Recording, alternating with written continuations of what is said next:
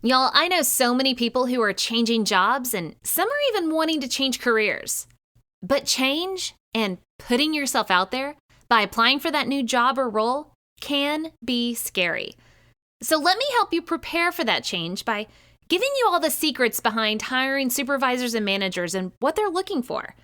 In my free webinar, I cover just what you need to know to develop your leadership skills now, build that resume that gets noticed, prepare for the big interview, and give that killer presentation that helps you become the standout candidate.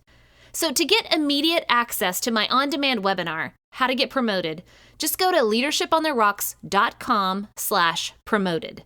Again, that's leadershipontherocks.com/promoted.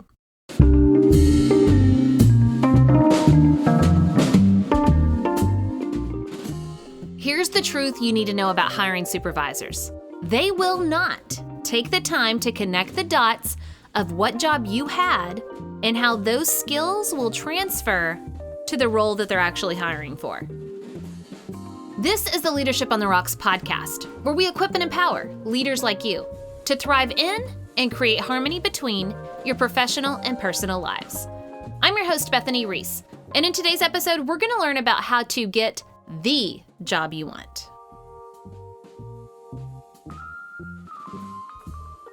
We're in fact in the hiring season for a ton of organizations. In episode 34, I gave advice directly to hiring supervisors on the nitty-gritty of what they need to be doing now to hire you amazing employees out there. And the nitty-gritty advice I gave consisted of 4 things. 1, check yourself before you wreck yourself, because your leadership skills matter. 2, fix the pipeline, because growing your current employees matters. 3, get good at marketing, because promoting your leadership brand matters. And 4, be intentional with hospitality, onboarding, and culture, because the employee experience matters. Now, in this episode, part 2 of the hiring season series, I want to talk to the employees that are looking for a new job. While it may be a candidate-driven market, you and I both know that you don't want a job, just a job with a paycheck. You want the job. The job is what comes with purpose that aligns to who you are. And the job comes with flexibility for what you want in the season of life that you're in. And the job that offers you the challenge and opportunity that you're looking for. So to help you get the job, not just a job, let me give you some advice as one who has hired a lot of people. And I'm not exaggerating when I say I've seen thousands of resumes and I've interviewed hundreds, if not over 1,000 people. So let me give you a bird's eye view into what hiring supervisors are really looking for when it comes to resumes, interviews, and employees in general. Now, my first piece of advice is to have a more honest and zoomed out approach when it comes to job openings. So please, first, you gotta understand that no perfect job exists. We talked about the job, but there is no perfect job. There's no perfect boss, and there's no perfect organization. So repeat after me. Perfection doesn't exist. Let's say it again. Perfection doesn't exist. You're not going to find the perfect job that's going to fix all the problems and just make you feel amazing. When people start thinking about looking for a job, and again, they're just thinking, they're not actually looking yet, their minds just run wild with all the reasons on why their current job sucks. Their perspective becomes tainted with so much negativity. And they're going to start thinking, my current job sucks because of this. And then my boss annoys me and he does that. And don't even get me started on my coworkers. I'm so sick of how they do this and that. And then the whole company is a sinking ship because of this and that. When we let our minds wander with all those negative thoughts, y'all, it is a slippery slope down to a lot of reactive and possible just plain old bad decision making. And to add insult to injury, our minds can go down another slippery slope into thinking how a new job is going to fix all our problems and stresses. And that just isn't true. So remember that every boss, every job, every organization It all has its own piles of fire ants, and it has its own pits of snakes, and honestly, it has its own hidden thorns in its figurative yard. So remind yourself, perfection doesn't exist. Now, once you have a hold of reality and perspective into your thinking, my second piece of advice is to know your purpose, your passions, your skills, and know your seasons. So I'm going to talk about seasons first because honestly, it's just the easiest of the 4 areas. So what do I mean by know your seasons? I mean that you need to know your hiring seasons for the industry that you're looking to get hired in. Now, in most of the business world, the majority of job openings are going to be in January, February, or early March. Now, for education, it's going to be March and April. So why is the beginning of the year through spring really the best time to look for that new job? Well, at the beginning of the new year, companies have their new budgets to post all those positions. And when one company posts a position, that usually means that another company is going to be losing an employee. So now what we have here is a wide open job market. Now, a season that you really don't want to look for a job is going to be during the summer or the holiday seasons. It's a terrible time to look for a job. And so if you've had it with your current job, just try not to quit during the summer. Just take a vacation instead because there's not going to be a lot of job openings during that time. So now let's put our boots on as we go deeper into the second piece of advice before looking for a job. Take time to reflect and pinpoint your purpose, your passions, and your skills. Nothing makes it harder to get out of the bed in the morning, and you know what I'm talking about. Those days where you're just like, oh, I just can't even. Nothing makes it harder to get out of the bed in the morning than doing a job you don't enjoy, that you don't have a higher calling in, and you don't have the skills to do. In other words, don't chase a title or a paycheck, but follow a calling. Did you know I used to teach gifted and talented, and I've literally taught every single subject. And I used to teach Latin. I know, very odd, random fact about me. But we would look at root words a lot in Latin. And the Latin root word for vocation is vocar, or vocare, if you wanted to speak with an accent. But vocar means to call or calling. And it's also related to the root word vox, meaning voice. So your job isn't just important so you're able to buy that next, Samsung or iPhone upgrade. It represents your vocation. And your vocation is your calling. It's your voice to the world. Before you start looking for an actual job, take time to truly think about what skills you've learned along the way until now, what passions and interests you have, and what purpose you feel like you've been called to. Now, I know those sound huge, and I definitely don't want to misrepresent what skills, passion, and purpose look or feel like. Usually you don't get to see them in 2020 until hindsight. But for example, no one ever says to themselves, I want to work at a landfill and I want to go through people's trash. People don't typically say that, but we have people that work in that industry. But I bet a lot of you might say, I feel called to be a good steward of the earth. So I want to work to find ways to reduce trash. There's an example. Here's another one. I want to read and redline contracts. Said no one ever. But maybe some of y'all are saying, I want to help people communicate clearly and effectively so they can go about doing whatever amazing things it is that they do. Now, some of you may feel called to that, clarity and communication. So when you reflect, don't focus on looking for a job. Focus on looking for your calling. Now, my example is, I always felt called to teach and encourage. I have a huge heart for helping people believe in themselves and to find ways to improve their lives. So I started my career, guess what? As a teacher, right? I was teaching kids, and I adore kids. I truly do. But honestly, my passion is encouraging adults. That's my calling. That's my purpose. And I found it over years of, guess what? Teaching kids. But I found my purpose or my voice in encouraging adults specifically in leadership.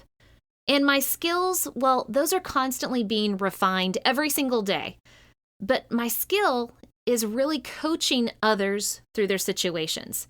And again, a coach doesn't have all the answers, but they're willing to sit with you in your funk and talk it out so that together we can figure out where to go. So put all those together, and I have my job of being a leadership coach with the podcast. And I get to encourage all of you awesome people out there.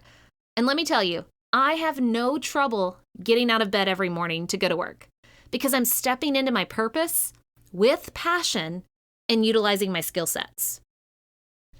Again, I don't want to mislead you. Don't think that you can spend one afternoon like really reflecting and be like, oh, and the clouds open up and the sunlight comes down. I know what I meant to do. It usually just doesn't come out that clean.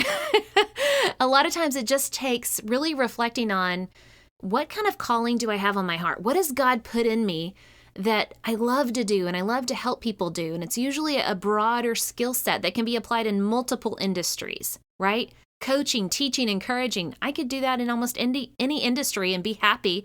I just happen to find that I enjoy and passionate about leadership. And it took me, 18, 20 years to get there. So don't think that you're going to have this beautiful, clear answer, but start working on it and it'll start taking shape. So again, my second piece of advice is to know your purpose, or at least be looking for it. Discover your passions, your skills, and also know your hiring seasons.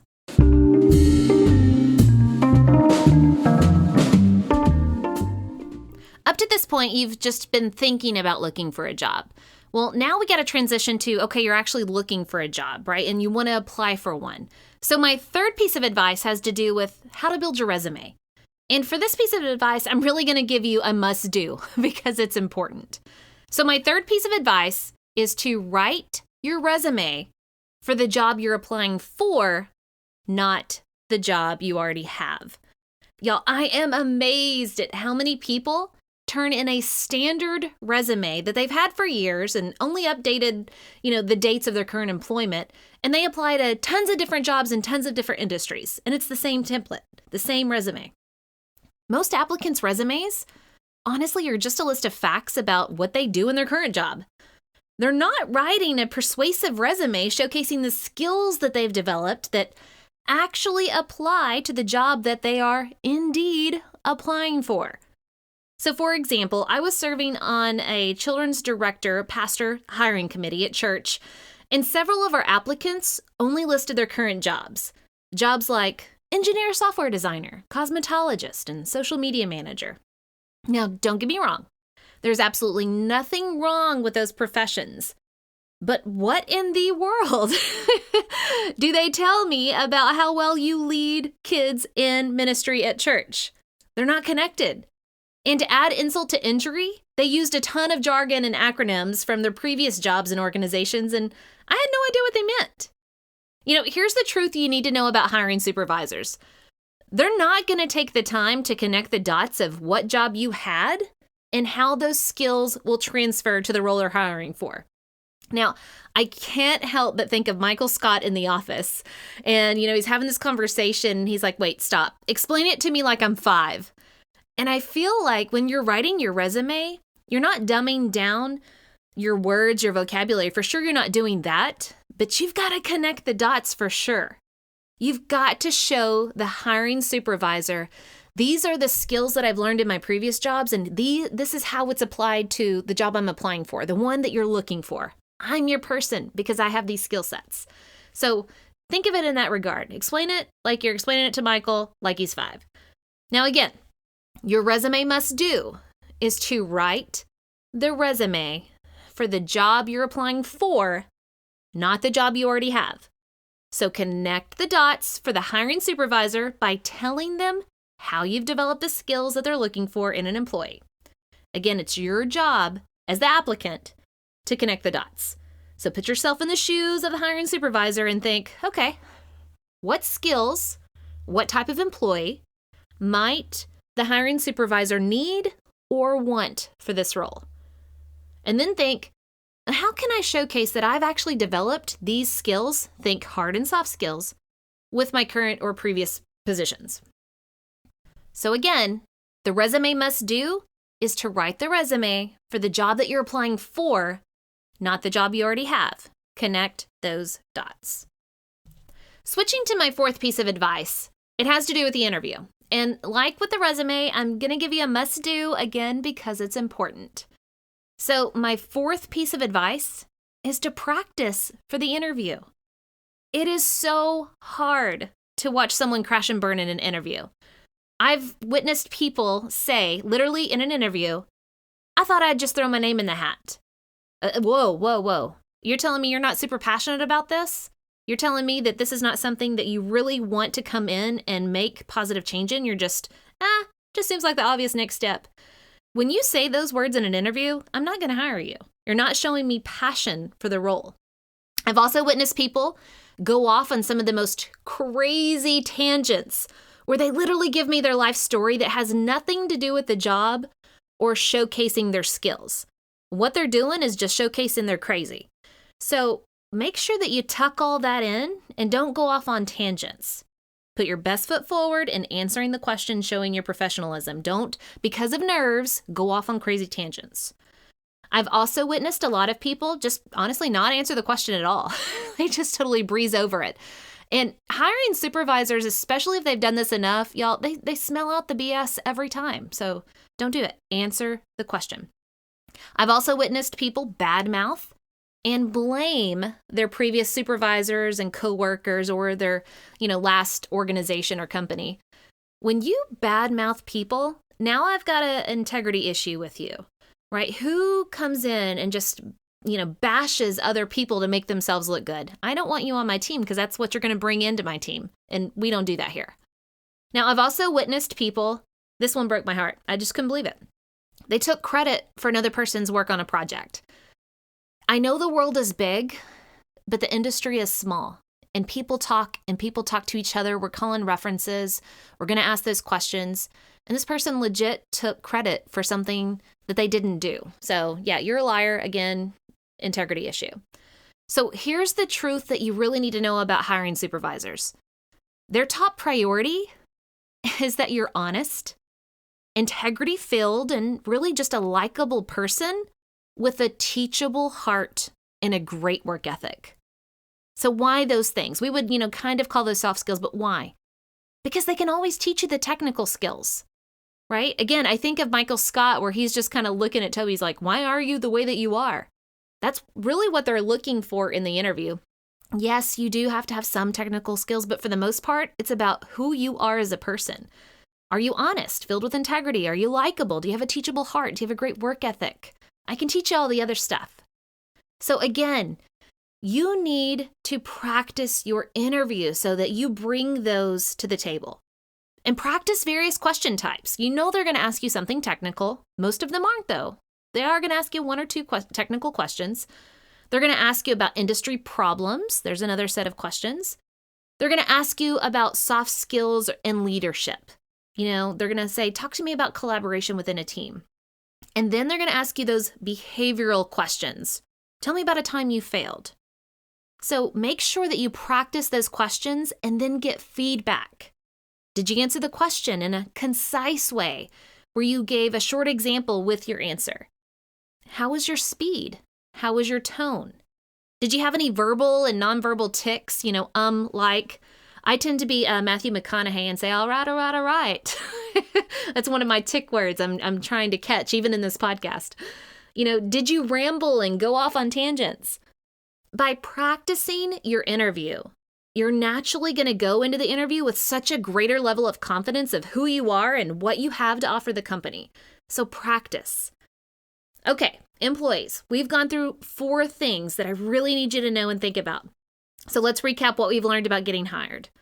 1, my first piece of advice is to have a more honest and zoomed out approach when it comes to job openings by recognizing that there is no perfect job, no perfect boss, and no perfect company. Perfection does not exist. Number 2, my second piece of advice is to know your purpose, your passions, your skills, and your seasons when looking for a job. It won't come into true clarity just yet, but start asking those questions and reflecting.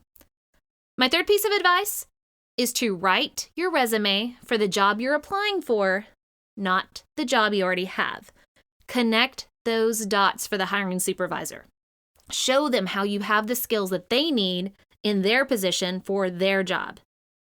And my fourth piece of advice is to practice the interview. Get feedback on those questions and how you're coming across, and it's going to help you with your confidence of stepping into the interview. Now, I want you to know that this episode really only touched the tip of the iceberg of the advice that I really have to give you about what hiring supervisors are really looking for. So if you want the whole iceberg, then go to leadershipontherocks.com/promoted and get access to a free webinar where I explained way more about what hiring supervisors are looking for when they're hiring. So again, you can get all the secrets behind the hiring process by going to leadershipontherocks.com/promoted, and you're going to have that webinar instantly.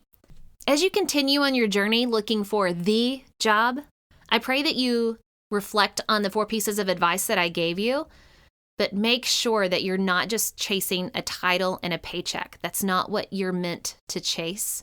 It's not part of your identity. I wish you the best of luck, and until next time, continue putting in the work of building your life and leadership on the rocks, the essential rocks. God bless.